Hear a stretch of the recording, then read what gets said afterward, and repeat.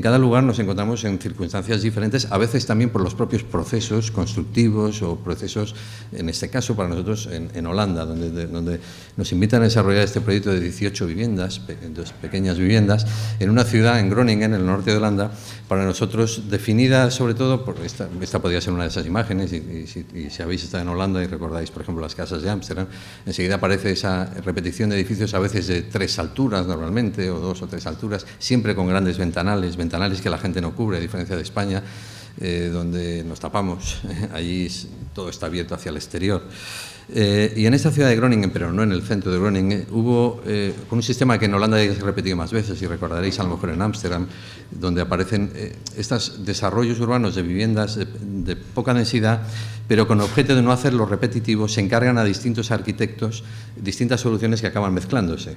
Esto es lo que se propusieron aquí en Groningen, en el Ayuntamiento de Groningen, ¿no? Y encargó a un grupo de arquitectos, entre ellos a nosotros, una pieza, que es esta que vemos aquí, vamos a decir repetitiva, susceptible de ser repetida, y otra, en nuestro caso era al lado del lago de este canal, más singularizada por su situación. Nosotros propusimos llevar al límite este concepto combinatorio, es decir, nos daban un solar tipo que era de 15 por 13,5. Bien, aquí está el solar. Nos daban un volumen máximo, a diferencia de otros proyectos en España, donde son siempre tantos metros cuadrados, nos daban un volumen de 500 metros cúbicos, lo cual nos gustaba mucho más, porque daba lugar a entender la arquitectura no solo limitada a esos parámetros que te fija la normativa, desde luego en España, no sé cómo es aquí, pero en España es así. Y con esta idea del volumen máximo y el lote, el terreno, planteamos este vacío, que es lo que cuenta la maqueta, que en realidad generaba la casa en su interior como 3 grandes ojos o aperturas. Una, como veíamos en Ámsterdam y en Groningen, una gran ventana que habla al espacio público, la calle, otra al semipúblico o semiprivado, como queremos llamarla, que abre al jardín, y una tercera al más privado, que es el patio o el cielo, como lo queríamos decir. Bueno, este fue el proyecto con el cual nuestra propuesta fue seleccionada y nos pusimos a trabajar en ello. La verdad es que el proceso, bueno, en el proceso desarrollamos, ahí está la propuesta nuestra, los demás arquitectos hicieron la suya, las mezclaron todas y esta se suponía que iba a ser el criterio. Como lo que hace el ayuntamiento en este caso esta ciudad holandesa, es promoverlo, ponerlo en marcha, encargar los arquitectos y el proyecto, pero no pagarlo, sino que lo sacaba luego a una serie de promotores privados que tenían que ponerlo en marcha, el proceso se diluyó en el tiempo, hubo una serie de ajustes por motivos económicos, etcétera, etcétera, y se perdió algo en el camino, se perdió que decidieron que cada promotor, en el caso el nuestro, desarrollaría todas las viviendas juntas, ¿no? Lo cual perdía un poco esa idea de repetir de un modo aleatorio los distintos proyectos de los distintos arquitectos. Pero bueno, una vez asumida esa situación, y tengo que decir que en muchos proyectos nuestros, la mayoría de los que estamos enseñando hoy, por alguna circunstancia, y no digo que sea bueno necesariamente, pero del proyecto que se genera como idea y se gana en un concurso al que construimos, no hay casi variación. Mientras que en este de Holanda sí ha habido mucho proceso intermedio, ¿no? Yo creo que refleja bastante el carácter holandés, ¿no? A diferencia del alemán, donde estamos trabajando ahora, donde se ha dibujado una cosa, eso se hace. En Holanda hay mucha negociación en el camino. Entre otras cosas, se perdió algo. Se perdió, estas son las viviendas que hemos construido al final, una planta. Es decir, por cuestiones al final económicas, decidieron que las viviendas de la propuesta no tendrían que tener 2 plantas, sino se reducían a una. El proyecto seguía manteniendo su idea de los 3 grandes ojos, etcétera, y esta fue la propuesta de maqueta que luego se ha desarrollado. La planta, en que no voy a entrar en mucho detalle, la sección y otra sección de otra vivienda diferente, porque estaba situada en un lugar distinto, que hicimos en una forma cúbica. En todo caso, para nosotros lo interesante era, primero, un sistema constructivo en el cual casi no interveníamos frente a nuestros proyectos, y antes Fuensanta ha contado con más detalle en Medina Zahara, en donde cómo se construye es parte de la idea, es decir, la forma es soporte o la construcción es soporte de la forma.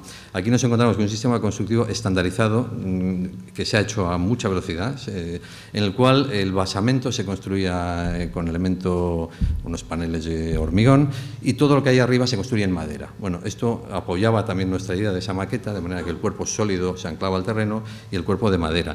Sin embargo, planteábamos que entonces ese revestimiento, que es casi realmente, aquí sí que no es más que una piel, se debería realizar en distintos materiales. Y en este caso pusimos en práctica el panel de Eternit, de chapa metálica, de Eternit, de chapa metálica y de tabla de madera.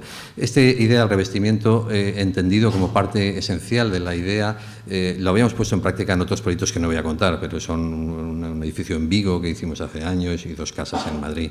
De manera que estos son los 3 materiales con los cuales, y sin entrar en mucho detalle, puesto que en este proyecto me interesa más cómo se reacciona a una circunstancia diferente para nosotros, en este caso la construcción de estas pequeñas viviendas, también muy diferente en la forma de vida, ¿no? Y muy atractiva para un español, porque en España se vive de un modo, como digo, cerrado, ¿no? Aquí el coche, la bicicleta, todo está abierto, ¿no? Estas son las pequeñas casas ya construidas en esa serie, en los 3 materiales de Eternit, madera y chapa. Algunas se giran y se inclinan para mirar, por decirlo así, hacia los canales. Estas son las 3 pequeñas viviendas cúbicas que tienen una situación diferente y se cierran más hacia la parte posterior. Y las que se agrupan en parejas, como estaban viendo, estas son de otros arquitectos que aparecen allí, ¿no? Bien, en realidad de este proyecto, que fue el primero que hemos visto construido fuera de España, aunque habíamos intervenido en distintos concursos, este proyecto de Holanda ha sido el primero que hemos terminado, reaccionaba, como digo, a esa circunstancia muy concreta, no solo de esa horizontalidad de Holanda, no solo de esa idea de combinar distintos elementos, de una arquitectura ligera. A nosotros, por ejemplo, nos parece que se abusa hoy en día también mucho en el debate arquitectónico de términos como la arquitectura ligera, como si eso fuera una cualidad teórica per se, ¿no? Se hace constantemente. Y a nosotros nos interesa mucho cuando tiene un sentido y no nos interesa cuando no lo tiene, ¿no? En este caso de Holanda.